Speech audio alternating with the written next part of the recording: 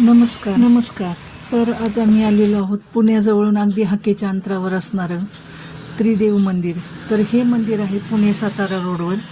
पुणे सातारा रोडवर आपण खेड शिवापूरकडे जाताना कापूरहोळवरून खेड शिवापूरकडे जाताना जे वरवे गाव लागतं, तर त्या वरवे गावामध्ये हे त्रिदेव मंदिर आहे.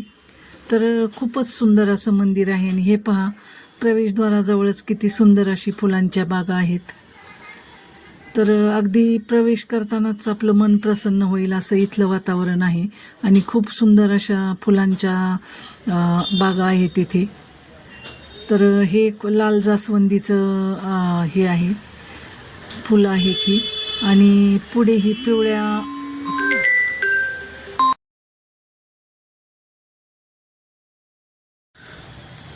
तर इकडे आहेत ही पिवळ्या फुलांची झाडं आणि इकडे पाठीमागे लिलीची झाडं. तर खूप सुंदर असा बगीचा आहे आजूबाजूला आणि भव्य असं प्रवेशद्वार आहे. तर आता आम्ही मंदिराकडे चाललेलो आहोत आणि आजूबाजूचा परिसर पहा किती सुंदर आहे. आणि मंदिराकडे जाण्यासाठी अशा पायऱ्या आहेत. तर भरपूर अशा पायऱ्या चढून आपल्याला मंदिराकडे जावं लागतं.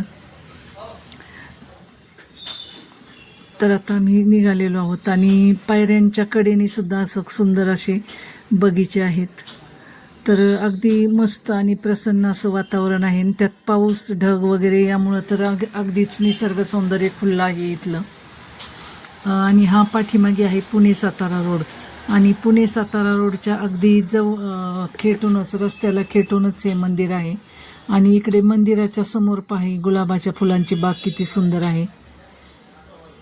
तर इथे गुलाबाची छाटणी चालू आहे. इथले काका त्याची छाटणी करत आहेत. तर खूप सुंदर फुलं आहेत इकडे. आणि फुलांनी आणि झाडांनी आणि पाऊस ढग असं सुंदर वातावरण आपल्याला अनुभवायचं असेल तर नक्की तुम्ही या मंदिराला भेट द्या. तर आत्ता आम्ही आलेलो आहोत पायऱ्या चढून वर. आणि त्यानंतर परत हे दुसऱ्या स्टेजच्या पायऱ्या आहेत त्या. आणि ह्या प्रवेशद्वाराजवळ सुंदर असे संगमरवरी हत्ती आहेत. आणि पूर्ण हे मंदिर पांढरं शुभ्र मंदिर मार्बलमध्ये आहे. त्यामुळं त्याचं सौंदर्य आणखीनच खुललेलं आहे. मंदिराचं भव्य दिव्य असं मंदिर आहे. आणि इथे खूप स्वच्छता वगैरे आहे. मंदिरातली कर्मचारी सततच स्वच्छता करत असतात आणि अगदी प्रसन्न. आणि इथे कुठल्याही प्रकारचं फूल नारळ हार वगैरे देवाला वाहत नाहीत, फक्त दर्शन घ्यायचं. त्यामुळे परिसर असा अगदी चकाचक आणि सुंदर आहे. आणि मंदिरात प्रवेश केल्यानंतर उंचावरून असा रोड आपल्याला दिसतो. आणि समोर सुंदर असं दृश्य आहे. हे 2 सिंह असे आहेत, मूर्ती सिंहाच्या प्रतिकृती. तर आता आम्ही आत मंदिरात आलेलो आहोत. आणि मंदिरात त्रिमंदिर म्हणजे 3 मंदिरं शेजारी शेजारीच आहेत. तर मुख्य मंदिर जे आहे हे वर्धमान महावीर भगवान यांचं मंदिर आहे. तर या मंदिरात दर्शन घेतलं आम्ही. आणि नंतर त्याच्या शेजारीच भव्य दिव्य असं शिवलिंग आहे. आणि भगवान शिवांचं मंदिर आहे इकडे.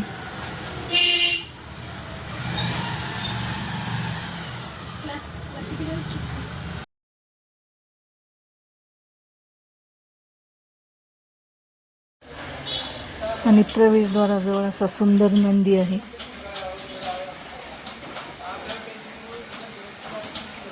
त्यानंतर इकडे जे आहे तिसरं मंदिर,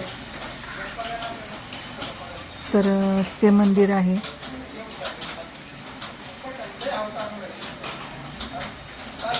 एकूण 3 मंदिरं. तर हे वर्धमान भगवान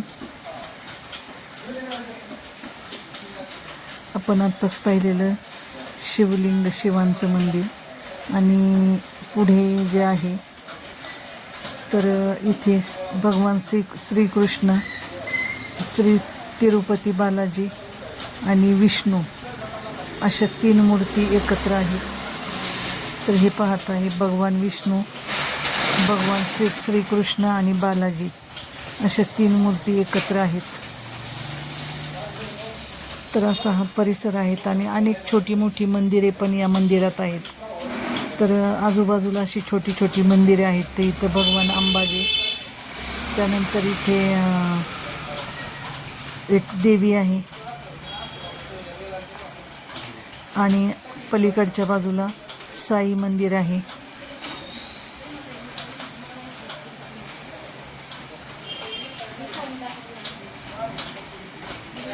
आणि इकडे पण अंबा माताजी आहेत.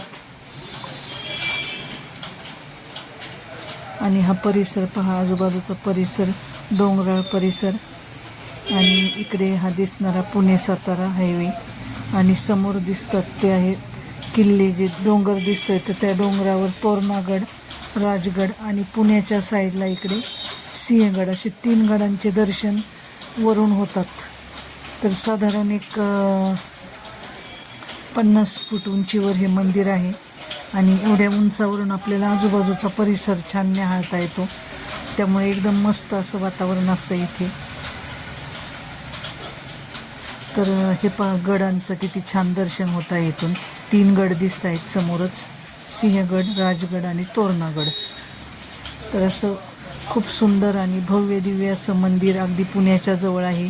1 डे पिकनिकसाठी एकदम परफेक्ट डेस्टिनेशन आहे. तर नक्की तुम्हाला जर वेळ असेल तर तुम्ही हे मंदिर प्लस आपलं जे नसरापूरचं हे आहे, आपलं नसरापूरचं मंदिर बनेश्वर आणि हे त्रिदेव मंदिर, अशी 1 डे पिकनिक तुम्ही अरेंज करू शकता आणि खूप सुंदर असा अनुभव घेऊ शकता पावसाळी वातावरणात. तर आजचा हा व्हिडिओ तुम्हाला कसा वाटला ते आम्हाला कमेंटमध्ये नक्की सांगा. आणि तुम्हाला जर वेळ असेल तर नक्कीच पावसाळ्यातच या मंदिराला तुम्ही व्हिजिट करा आणि इथला मनमोहक आणि सुंदर असा नजारा नक्की अनुभवा. तर परत भेटूया पुन्हा पुढच्या व्लॉगमध्ये. तोपर्यंत बाय बाय.